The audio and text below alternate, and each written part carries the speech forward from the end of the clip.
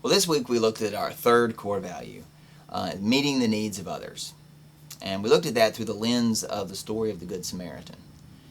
In that text, along with a lot of other passages in the Gospels, we see the idea of compassion. Compassion for someone who you may disagree with and someone who may ultimately reject you. Compassion offered with no expectation of return. That's the compassion of Christ. Jesus has compassion on the crowds when he's tired and had a busy time, but he still feeds them. He still loves them.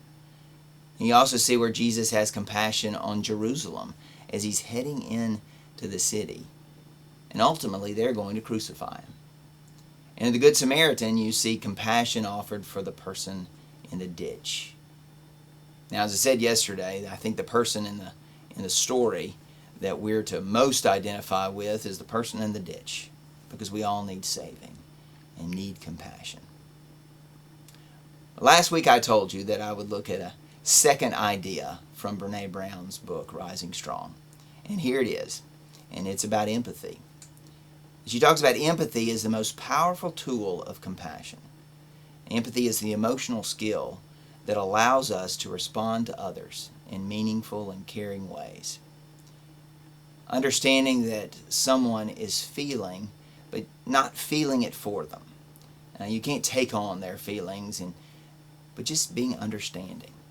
Empathy is the antidote to shame, and it's the heart of connection, which is what we are wired for. And in her data, it turns out that sympathy actually emerges as a form of disconnection. To say, I feel sorry for you, or that sure is terrible.